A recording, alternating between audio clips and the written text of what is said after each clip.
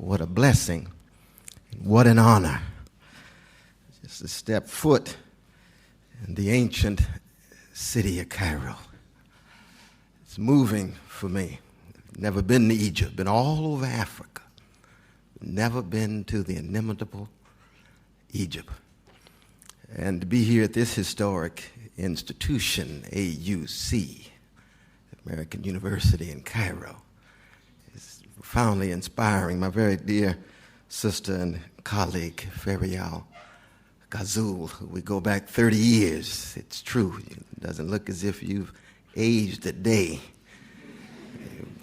But I'm well aware of her reputation of a quarter of a century in this place, that she's not only been a force for good, she not only builds on the grand legacy of Edward Said and so many freedom fighters who came before, but she embodies in her own distinctive way the best of what the academy and intellectual life was all about. Let us give her a hand. Let us give her a hand, please.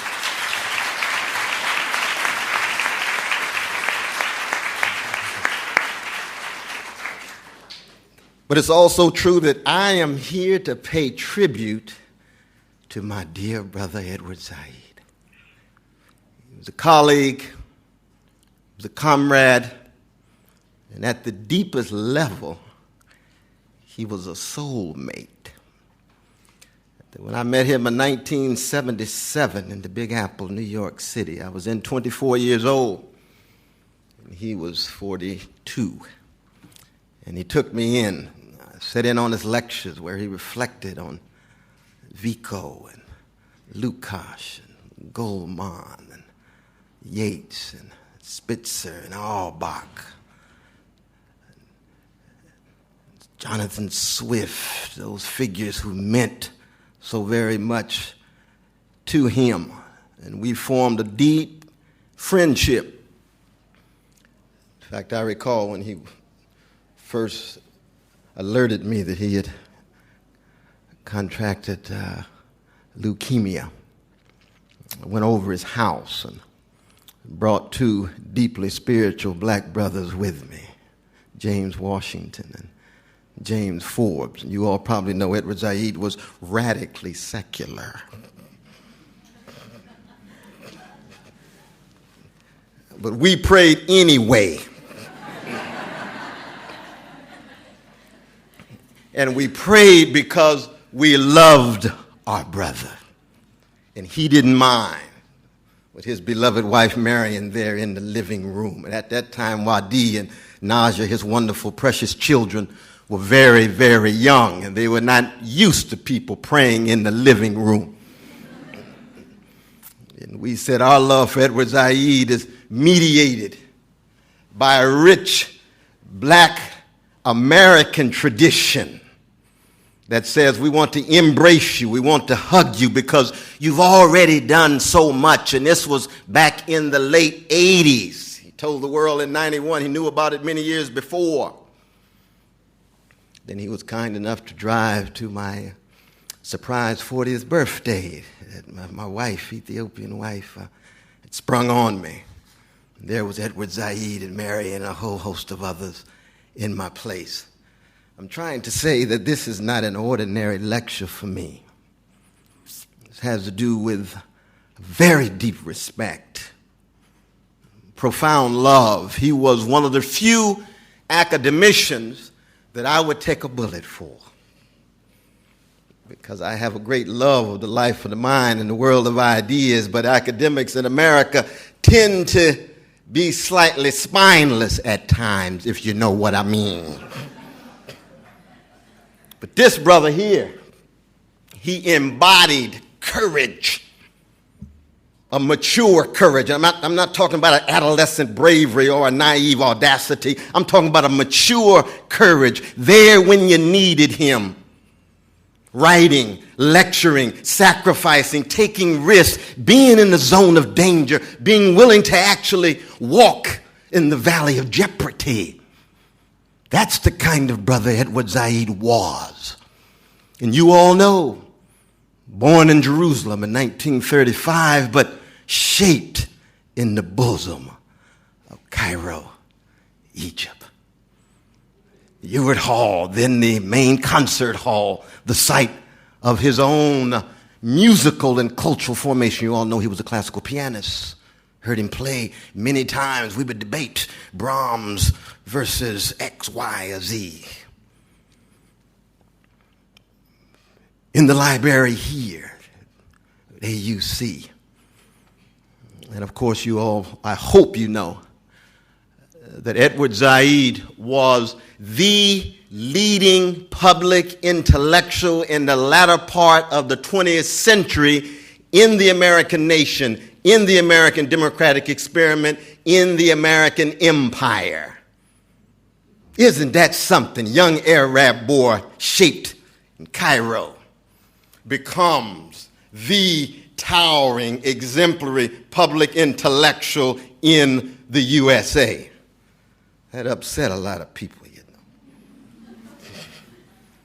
know. We Americans, we've got challenges when it comes to dealing with people of color, when it comes to dealing with Arab brothers and sisters and Asian brothers and sisters. We've got possibility, but we've got major challenges. So people weren't used to seeing Edward on the TV every 2 weeks, his books being the center of serious intellectual dialogue and sophisticated reflection. Who is this Palestinian brother? Where did he come from? Where did he get that style from? Now, tomorrow night I'll be talking about the ways in which I'm very different than my dear brother Edward Said. I won't go into that today. I'll just whet your appetite and say that I'm a blues man in the life of the mind. See, I'm a jazz man in the world of ideas. Whereas my dear brother Edward held American popular culture at arm's length. He was a highbrow humanist, critical humanist, oppositional humanist, transgressive humanist, emancipatory humanist. But he resided within the world of highbrow culture, which is a nice place to be. I'm just multi-contextual, that's all. I go there and spend a little time for a while, and I'm right back. To Curtis Mayfield and James Brown and Aretha Franklin and Luther Vandross and Eric B. and Rakim, KRS-One. They say I move back and forth from highbrow to so-called popular culture. Same basic project, but come out of a very different context than my dear brother Edward Said. So let me begin now by reflecting on the title, The Vocation of a Democratic Intellectual. Let's first begin with vocation. Note, I said vocation, not profession. Because for Edward Said and myself, to be an intellectual is a calling, it's not a career. It's nice to have a day job at Princeton University, yes. But that's not my life task. I don't confuse and conflate my day job with my life task. I don't confuse my vocation with my profession. I don't confuse my calling with my career. Edward Said and myself were called to be intellectuals, which means that we invest our whole selves in the life of the mind and the world of ideas and attempt in that world and life to make the world better, especially for those the great Franz Fanon called the wretched of the earth. And we decided when we were called to be intellectuals to be faithful unto death. But it's a question of what kind of human being you want to be in the short time you have in time and space, knowing no one gets out of time and space alive. We all have a death sentence in time and space, and the question is, what kind of person do you choose to be? So from the very beginning, when you even look at the term humanist, to give it a Socratic twist, that line 38a of Plato's Apology, the unexamined life is not worth living. It's a serious frame. And Malcolm X adds, the examined life is painful. Which is to say, it takes courage to examine your life.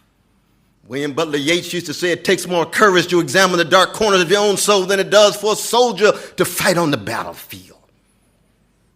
You have to be willing to deal with your own scars and yet choose to be a scarred helper rather than a scarred play hater. Deal with your own wounds, but choose to be a wounded healer rather than a wounded hurter. In fact, the Greek actually says what? The unexamined life is not a life for the human. The human, we know the English word human derives from the Latin humando. Edward Said's beloved Vico begins his great classic, The New Science, defining humando, which means burial.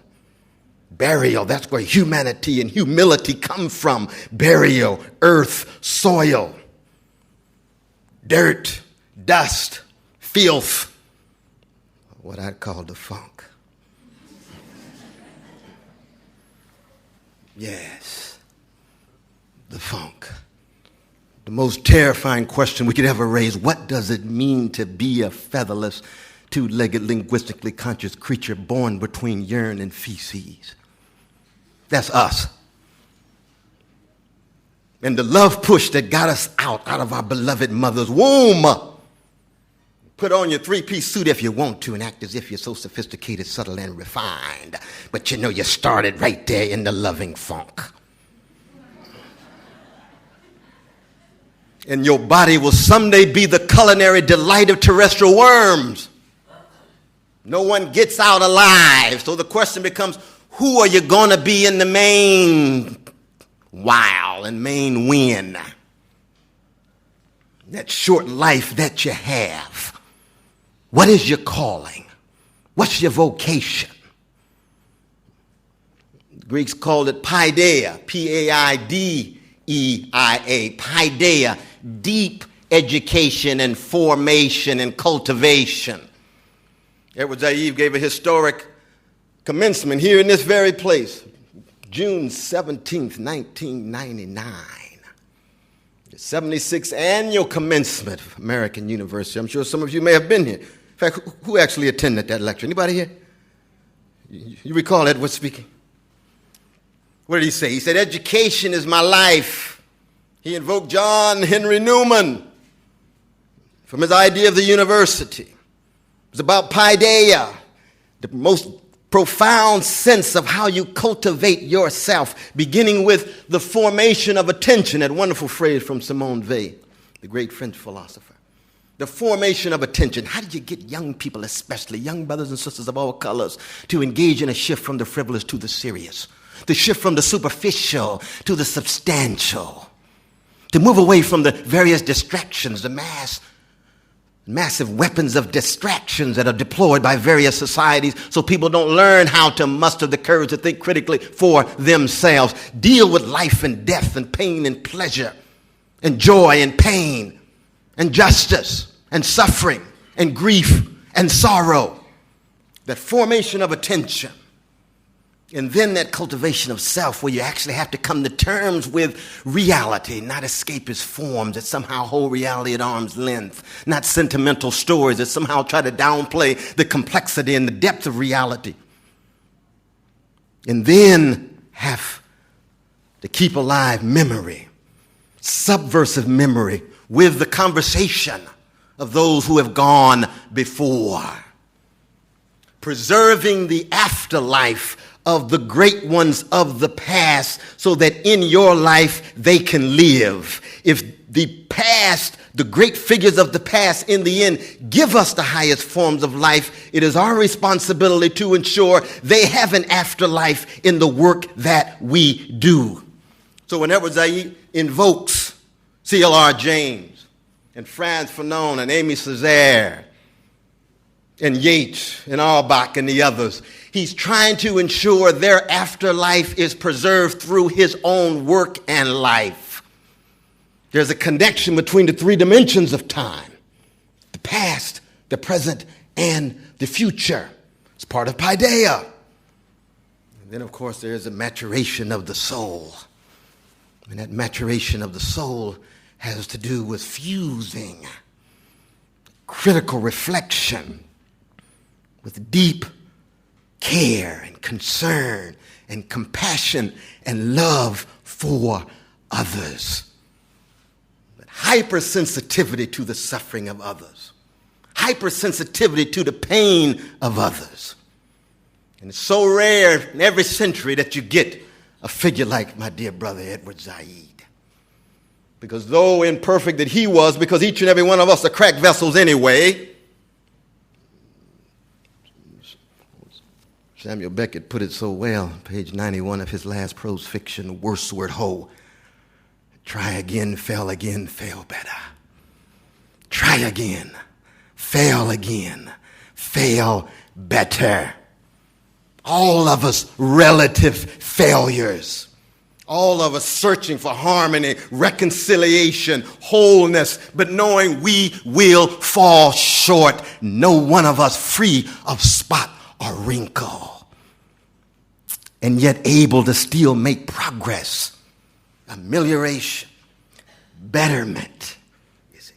So from the very beginning, this calling, this vocation of a democratic intellectual means willing to take seriously that Socratic imperative of examining one's self, to undergo Paideia, and then to exercise. And we turn to line 38a of Plato's Apology, where he says it was Parrhesia was the cause of Socrates' unpopularity. What is parrhesia? Frank speech, plain speech, fearless speech, unintimidated speech, especially in the face of the powers that be. It's not about profit. It's not about reputation. It's not about gain. It's about wanting to live a certain kind of life that in some way builds on the best of those who came before. And like Socrates, like Jesus, like Mohammed, like so many modern figures, there's something intrinsic in who you are that propels you to pursue in your own imperfect way unarmed truth, unconditional love, unadulterated justice, and unadorned beauty. Always on the road, never possessing them. That's why no one of us, no religion, no ideology, no civilization has a monopoly on truth and justice and beauty and goodness. But we constitute a dialogue, diverse, heterogeneous, variegated dialogue, discussion, hoping that we can help each other in our finite, imperfect quest. But that parrhesia is crucial because it is the end product of the Paideia. You don't undergo the cultivation and the education just somehow to be looked up to. It's part of the problem these days in advanced capitalist societies with various professional managerial figures, be they well-to-do, wealthy folk, the Donald Trumps of the United States, or even some academicians walking around, look at me, I'm so sophisticated, I've got so many awards, look at me, I've got so many accomplishments, walking around like a peacock with the foliage visible. But I come from a tradition that says peacocks strut because they can't fly.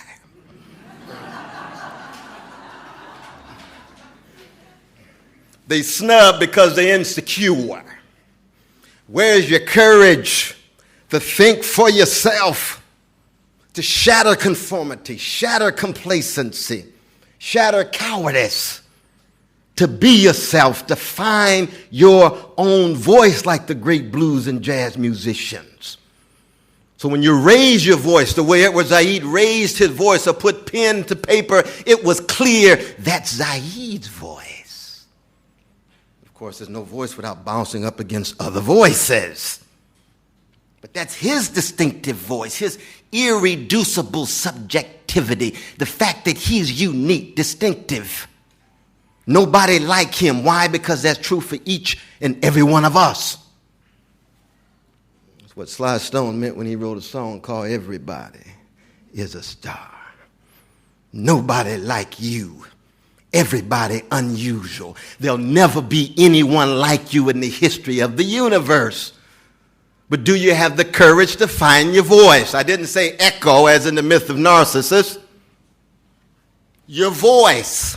It's got to come from your soul, mediated with your mind and your heart, so that you live a certain life that leaves an imprint in the sands of time. And how do you do it? Well, AUC's been doing it for a long time, enacting Paideia.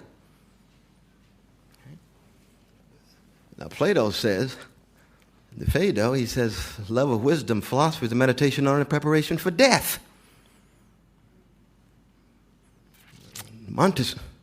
Montaigne, a great French humanist, wrote an essay called To Philosophize is to Learn How to Die. And Seneca, and we usually don't expect too much depth from the Romans, but Seneca says, he or she who learns how to die unlearns slavery. He or she who learns how to die unlearns slavery. Meaning what? Meaning that one actually has to learn how to die in order to more intensely and critically live. It's no accident, again, that a critical humanist like Edward Said had to learn how to die. And by learning how to die, what do? You examine those tacit assumptions and unarticulated presuppositions that you bring into the world. You're socialized in a certain kind of way with all kinds of forms of deliberate ignorance and willful blindness. Your loving parents, God bless them, shaped you in a certain kinds of way, but at the same time, you know it's shot through with prejudices and prejudgments that you have to examine. And I'm sure many of the students here at AUC have that wonderful moment when you leave the classroom and recognize your worldview rests on pudding. You've lost your footing. The basic assumptions upon which you've predicated your life have been radically called into question. You're disturbed at the very core of your being. It's a kind of intellectual vertigo, an existential dizziness, and that's Paideia. You're being educated, because to give up certain kinds of assumptions that are holding you back is a form of death. To let go of certain presuppositions that's blinding you is a form of death. Edward Said was shaped by a thick Eurocentrism. It had to die in his formation so that he could build on the best of Europe, but at the same time, he could keep track of the lies of Europe, lies of white supremacy, lies of male supremacy, lies of Gentile supremacy vis-a-vis Jewish brothers and sisters, lies of Christian supremacy vis-a-vis Islamic brothers and sisters and Judaic brothers and sisters. All of the forms of mendacity that have a way of surreptitiously sneaking into our socialization. And it's a painful process. It's a prolonged, protracted process. But in learning how to die, you begin to be set free. You begin to be emancipated. That's what he meant by emancipatory humanism. And yet every moment, every stage of your new trajectory and journey, there's another need to die. Rilke, the great poet, talked about this in terms of wrestling with the death in life in order to live more lovingly, what we Christians would call abundantly. And it takes courage to learn how to die. It takes courage to cut against the grain. It takes courage to expose lies and bear witness, and at the same time try to remain on the endless search for truth and goodness and beauty. Now, in a fascinating way, of course, Edward Said recognized that Socratic note that begins with the unexamined life and tries to wrestle with it.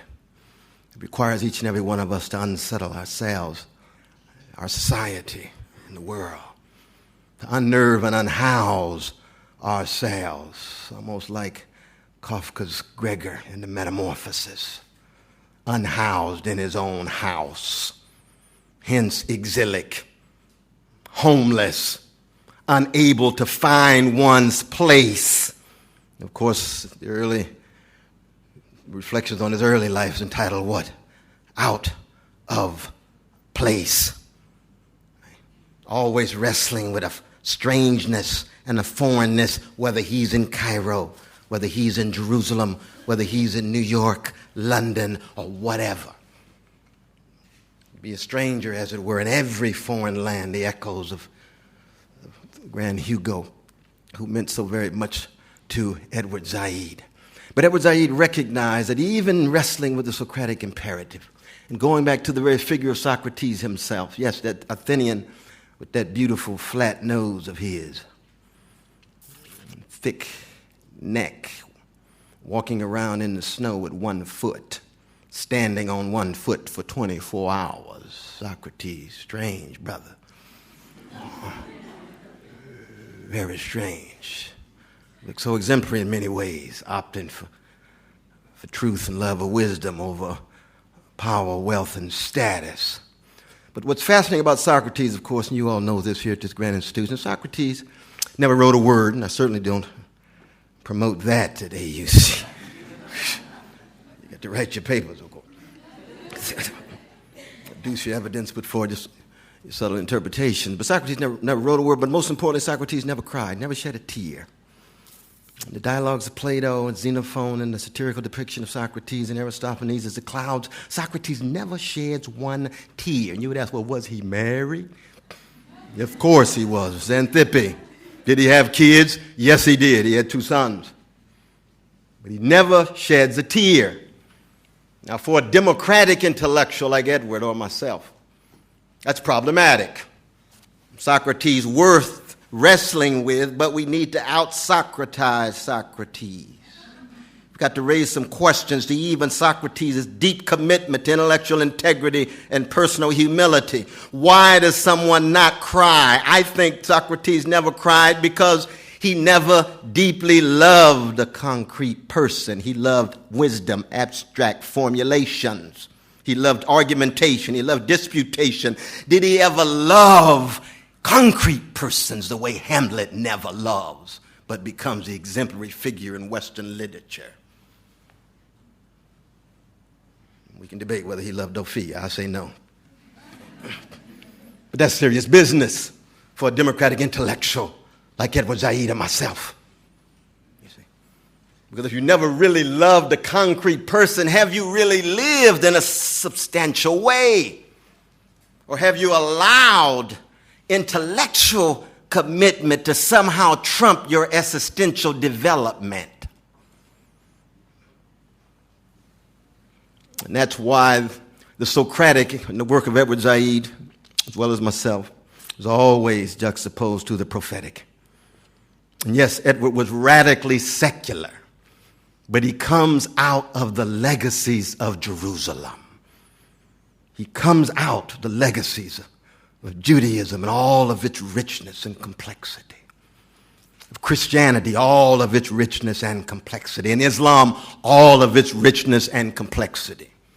All 3 traditions having virtues and vices, having insights and blindnesses, all 3 traditions in need of Socratic energy, critique.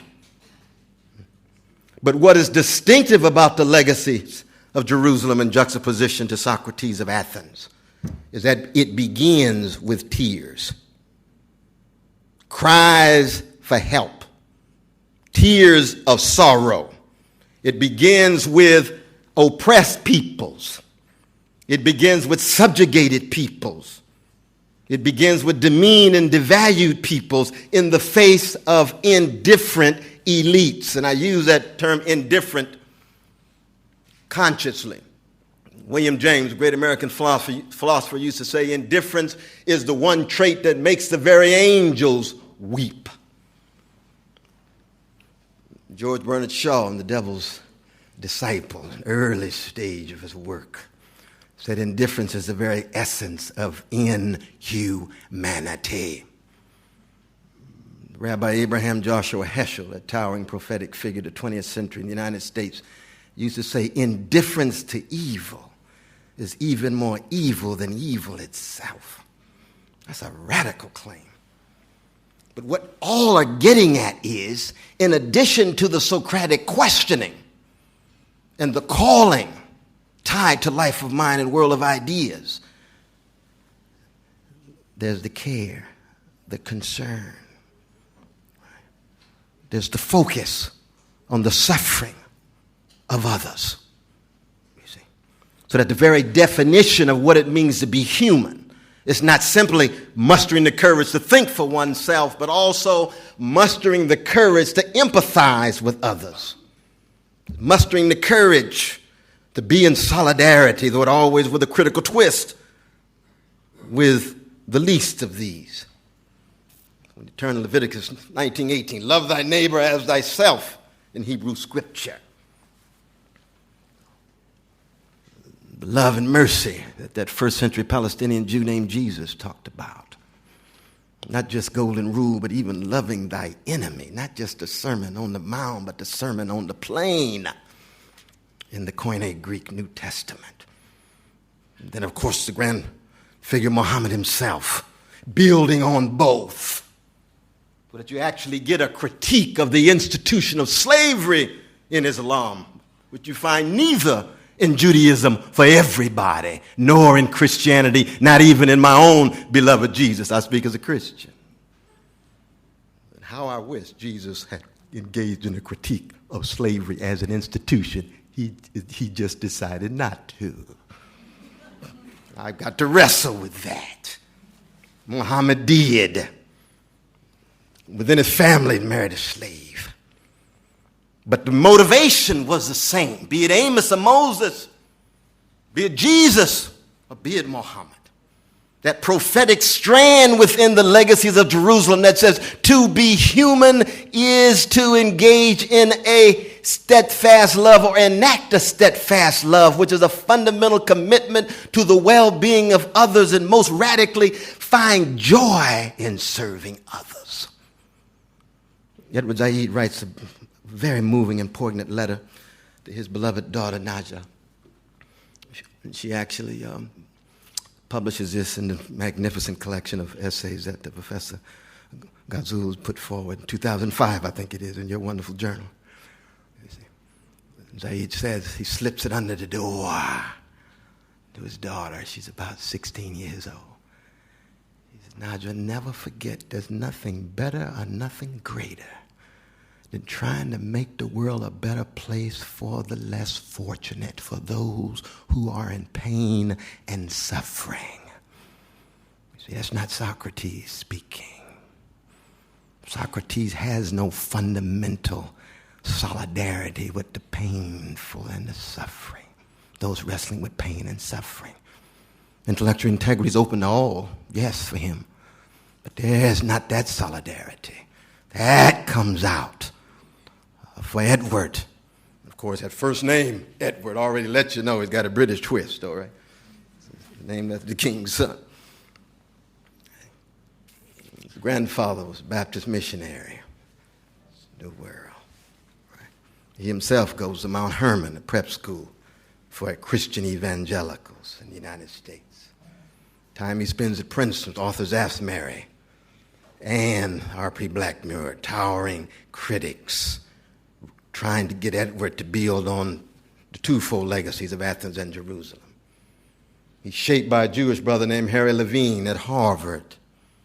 He's a towering critic and one of the founders of comparative literature, where he writes his dissertation on Joseph Conrad and the fiction of autobiography. Then it's on to New York with the Lionel Trillings and the C. Wright Millses and the Jacques Barzons and a host of others, wrestling with the ambiguous legacies of Athens and Jerusalem. But Edward never forgot the Socratic and the prophetic imperative.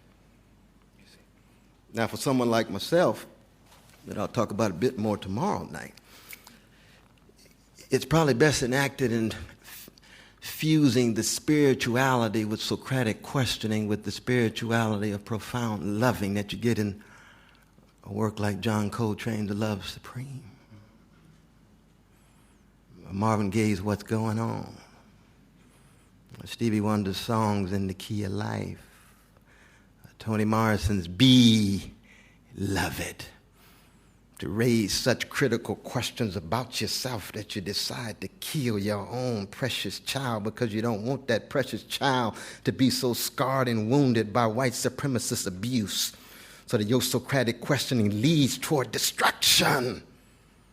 limited options, and yet you still hold on to this commitment to Socratic questioning and prophetic witness tied to love and justice. Edward Said at one point in one of his interviews said, "I am the last Jewish intellectual." They said, "Oh, what is Edward talking about now?" What does he have in mind now? He's in love with Jewish intellectuals like Eric Albach, who writes Mimesis in Turkey, reflects on the history of the West. He's in love with Heine, grand Jewish German poet. And he's in love with Adorno, who actually the Jewish father and the Catholic mother, half Jewish. What do you mean, Edward? Well, you turn to Adorno's negative dialectics. And he begins the text by saying what? The condition of truth is to allow suffering to speak. And Edward goes on to say, in America, so many Jewish intellectuals have become suburban squires. I said, Edward, what do you mean? Of course, there's Noam Chomsky and a whole host of other Jewish brothers and sisters holding on. There's Rabbi Michael Lerner and a host of others. He said, no, but like any peoples who experience upward mobility, become bourgeoisified, part of the bourgeoisie, and fall in love with the felicities of bourgeois existence, of wealth and status and power. He said, they've become well-adjusted to injustice. Well-adjusted to injustice, which is morally dull, become spiritually insensitive. The great Martin Luther King Jr. used to always say, my aim is to remain maladjusted to injustice. Edward was a grand, maladjusted democratic intellectual, always over against. He says, I am the one who's remaining true to the legacies of Jerusalem. I am the one who will continue to promote critique and resistance in the prophetic mode.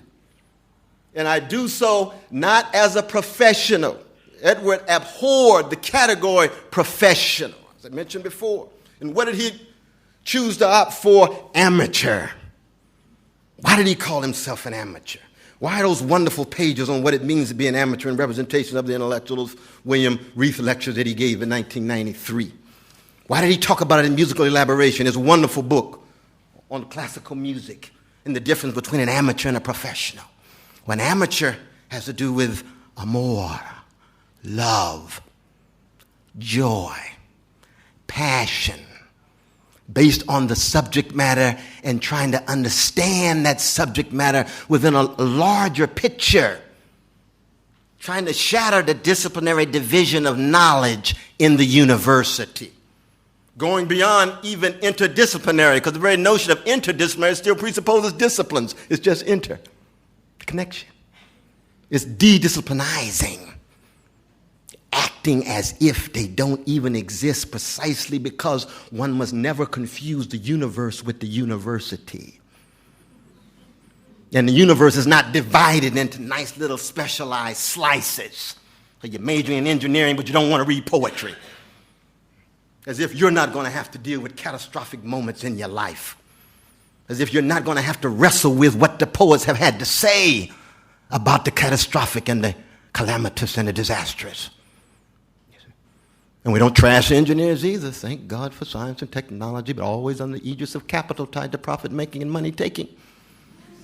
Therefore, the challenge of distribution of resources. Therefore, the challenge of keeping track of the least of these, keeping track of the wretched of the earth. But Edward Said was an amateur because it was out of love, passion, joy. This was the way of being for him. And I loved it.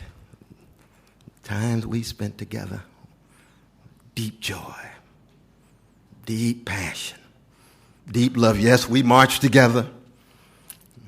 You all know about Edward Said's office being bombed at Columbia, having to have the bodyguards standing in front of his office.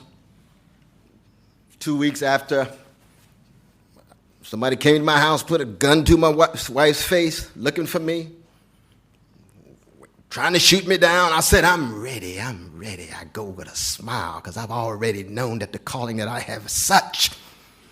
I've been able to somehow exemplify it, though imperfectly.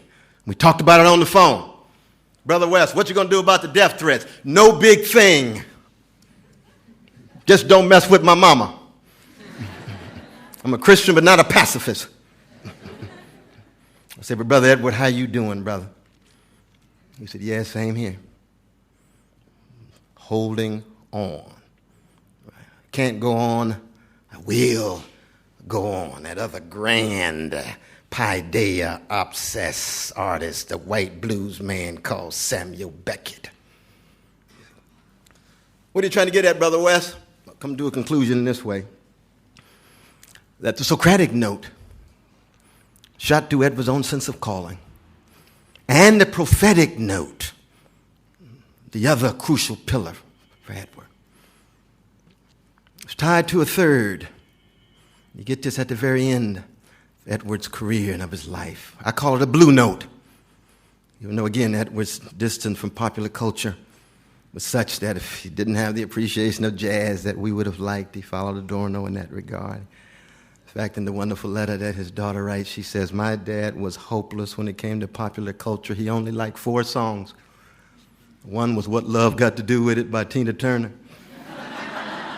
Nobody knows why that song moved Edward so. The other was Sympathy with the Devil by the Rolling Stones. Old Mick Jagger. The other one was Iko Iko from the Rain Man, the film. And the fourth was the theme song from Beverly Hills Cop. You remember that in the piece? How that? And all the nights that I spent at his apartment trying to make the case for Curtis Mayfield,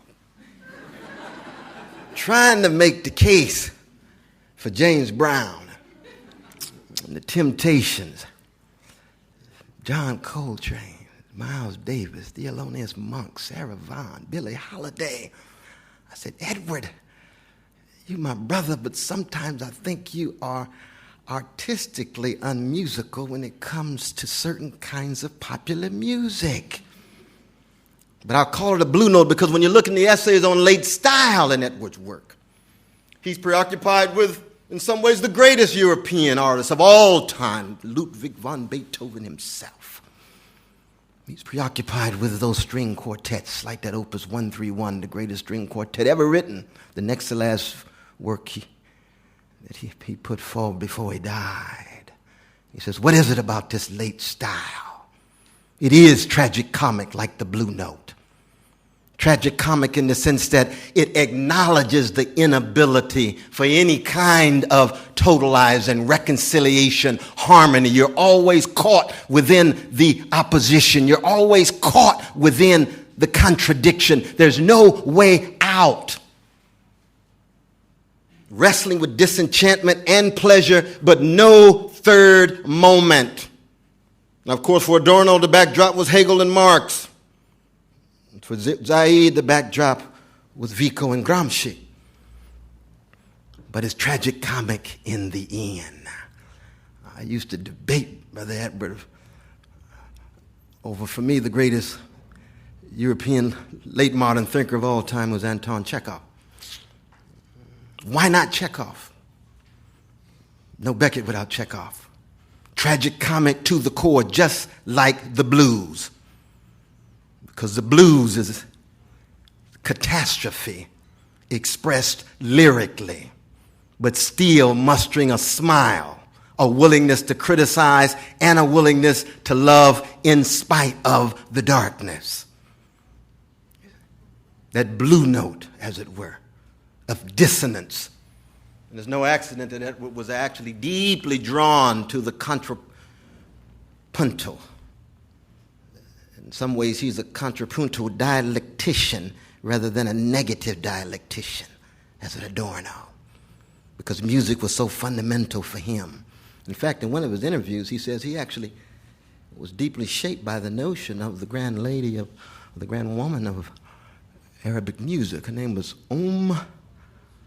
Somebody shout it out for me. You know who I'm talking about. Contrapunto.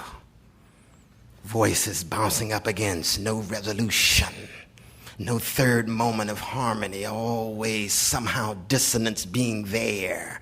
Remind you of Duke Ellington saying that black people in America made dissonance a way of life, living in the minor key, no false harmonies or melodies, just staying in the darkness, but in that darkness still mustering an elegance of earned self-togetherness, as in Lester Young playing Duke Ellington's foxtrots.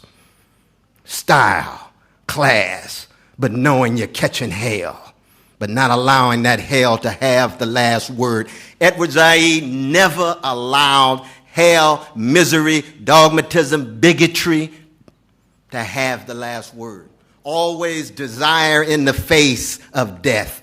Eros in the face of Thanatos, dialogue in the face of dogmatism, and democracy in the face of structures of domination.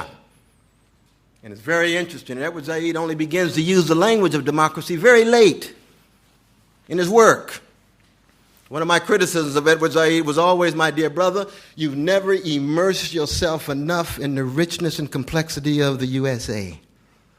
You've always remained that highbrow humanist who we love, but never getting down with Emerson and Melville and Theodore Dreiser and W.E.B. Du Bois and Langston Hughes and James Baldwin. And at the very end of his life, he began to embrace it.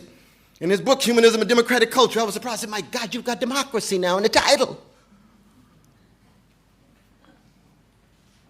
You can't talk about self-determination of colonized people in the face of ugly forms of imperialism without talking about democracy, without talking about the dignity of those Sly Stone called everyday people, or those James Cleveland called ordinary people, of ordinary people taking back power in the face of elite misuse and abuse of power. Democracy as a verb, not a noun, as a dynamic movement of everyday people, not some stationary status quo. And Edward began to use the language of democracy precisely when he also becomes preoccupied with late works and late style, because democracy itself has a tragic, comic history in the world. Anytime ordinary people organize and mobilize, they know they're hitting up against limits. And they know repression or co-optation is waiting for them. Be ready. You can make progress, yes, but be ready for regress as well.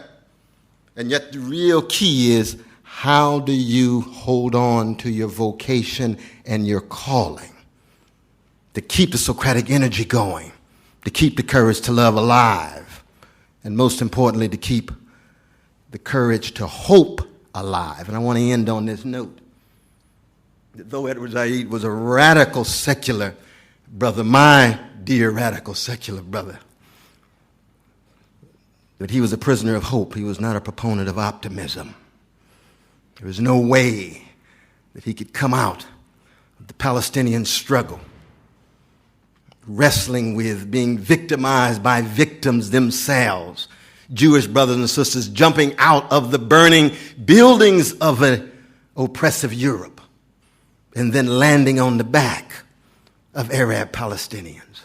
Two victims wrestling. Can they coexist was always the question in a democratic form. And as that Palestinian suffering became more and more invisible as the Israeli occupation sets in, and courageous Christian and Jewish and secular voices concerned about Socratic energy and prophetic witness as it relates to the suffering on both sides, but especially those under the Israeli occupation. Edward Said knew he had no grounds to be optimistic. And anybody who was serious about trying to energize and mobilize ordinary people anywhere in the world can never do so based on an optimism. It's too thin and impoverished. The evidence never looks good enough to allow you to infer that things are going to get better. But hope is a qualitatively different category than optimism. Hope is about how do you sustain your motion and movement in such a way that at least the possibility and the potential of betterment is preserved. Edward Said was a prisoner of hope in that regard, just like a blues man. Because the blues is neither optimistic or pessimistic at all. When you hear B.B. King saying, nobody loves me but my mama and she might be jiving too. That's not about optimism. But he's still looking for connection. He's looking for something to sustain him intellectually, morally, existentially, politically. And the legacy of Edward Said depends so much on what we do. He is the last great critical humanist of not just the 20th century, but the trajectory that goes all the way back to Athens, through Jerusalem, through Erasmus, through Petrarch, on through Voltaire and others. But his legacy can be lost if we don't step up to the plate. Not to imitate. All imitation is suicide, as Ralph Waldo Emerson says. But he certainly can be a source of unbelievable inspiration. He sets such high standards. And I've been so very blessed in my life to have known such a magnificent human being. Thank you all so very much. We'll have good time for questions and so forth. Thank you very much.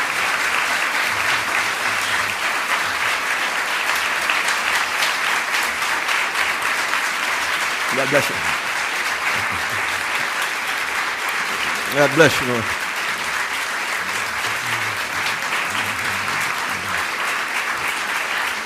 God bless you.